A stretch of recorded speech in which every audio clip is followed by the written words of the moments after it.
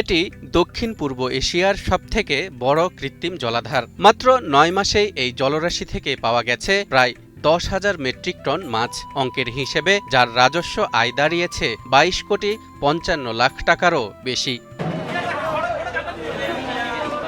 বাইরে থেকে দেখলে মনে হবে শুধুই নীল জলের এক শান্ত চাদর, কিন্তু এই শান্ত জলের নিচেই লুকিয়ে আছে এক বিশাল মাছের খনি। রেকর্ড পরিমাণে আয় হয়েছে, যার কারণ আমাদের ব্যবস্থাপক মহোদয়ের দূরদর্শিতা এবং আমাদের যারা একটু মার্কেটিং বিভাগের এবং অন্যান্য বিভাগের দায়িত্বশীল ছিল, তো তাদের প্রচেষ্টা এবং ন্যায় নিষ্ঠার সাথে যে দায়িত্ব পালন করছে, তার পাশাপাশি মৎস্য ব্যবসায়ীদের সহযোগিতায় এবারে রাজস্ব ইনকাম আমাদের অনেক পরিমাণে বৃদ্ধি হয়েছে। অবিশ্বাস্য মনে হলেও এই রূপালী বিপ্লব কোনো জাদু মন্ত্রে ঘটেনি, বরং এর রহস্য লুকিয়ে আছে ধৈর্যের মধ্যে। বছরের নির্দিষ্ট ৩টি মাস এই হ্রদে মাছ ধরা সম্পূর্ণ নিষিদ্ধ থাকে। যখন প্রকৃতিকে তার নিজের মতো করে গুছিয়ে নেওয়ার সময় দেওয়া হয়, তখন মা মাছিরা নির্ভয়ে ডিম পাড়ার সুযোগ পায়, আর তখনই মেলে এমন সুফল।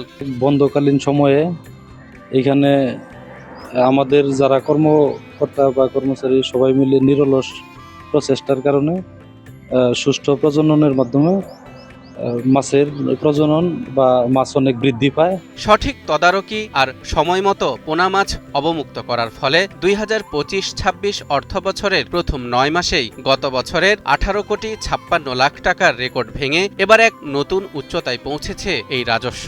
এখানে দুইটা বিষয় থাকে কাপ্তাই লেকের রাজস্ব আদায়ের বিষয়। একটা হচ্ছে ব্যক্তিকেন্দ্রিক প্রচেষ্টার বিষয়, একটা হচ্ছে প্রাকৃতিক বিষয়। তো প্রাকৃতিকভাবেও যেহেতু সবকিছু পরিবেশ অনুকূলে ছিল, কাপ্তাই লেকে পানির পরিমাণটা গত বছর একটু বেশি ছিল এবং আমরা শুরুতে মৎস্য আহরণ শুরু করতে পেরেছি।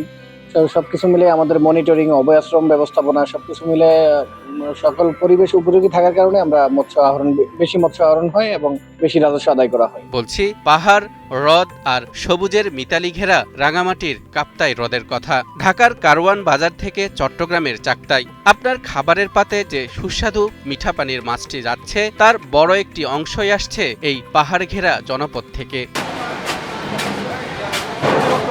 বর্তমানে দেশের একমাত্র মিঠা পানির এই বিশাল ভাণ্ডারে ৭৩টি দেশীয় প্রজাতির পাশাপাশি ৬টি বিদেশি প্রজাতির মাছও পাওয়া যায়। বিএফডিসির অক্লান্ত পরিশ্রম আর স্থানীয় মৎস্যজীবীদের সচেতনতায় কাপ্তাই হ্রদ আজ শুধু বিনোদনের কেন্দ্র নয়, বরং অর্থনীতির এক শক্তিশালী চালিকা শক্তিতে পরিণত হয়েছে। প্রকৃতিও আমাদেরকে অনেকটা সহযোগিতা করে।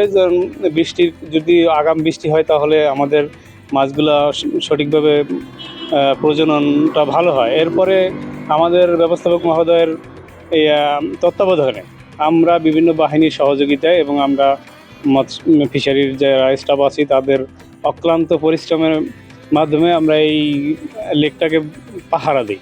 অবাক করা বিষয় হলো, এই বিশাল জলরাশি কোনো প্রাকৃতিক সৃষ্টি নয়, বরং মানুষের তৈরি। আর সেই মানুষের তৈরি হ্রদই আজ হয়ে উঠেছে দেশের সবথেকে বড় মিঠা পানির মাছের ভাণ্ডার। মৎস্য উন্নয়ন ও বিপণন কেন্দ্রের ব্যবস্থাপক কমান্ডার মোহাম্মদ ফয়েজ আল করিম জানান, প্রজনন মৌসুমে হ্রদের সঠিক তদারকি এই সাফল্যের মূল চাবিকাঠি। বিএফডিসি আস্তে আস্তে চেষ্টা করছে তাদের মনিটরিং বা সিস্টেমগুলো অটোমেশন করা বা জনবল বৃদ্ধি করা, এদিকে তারা নজর দিচ্ছে।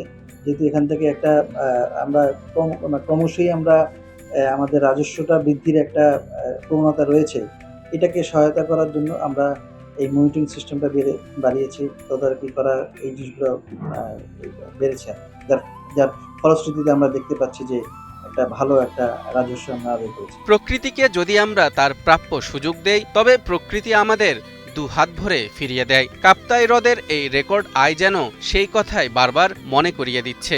এই বিশাল জলধারা শুধু রাজস্বই বাড়াচ্ছে না, রক্ষা করছে আমাদের দেশীয় মাছের অস্তিত্ব। নীল জলের এই রূপালী সম্পদ আগলে রাখাই হোক আমাদের আগামীর অঙ্গীকার।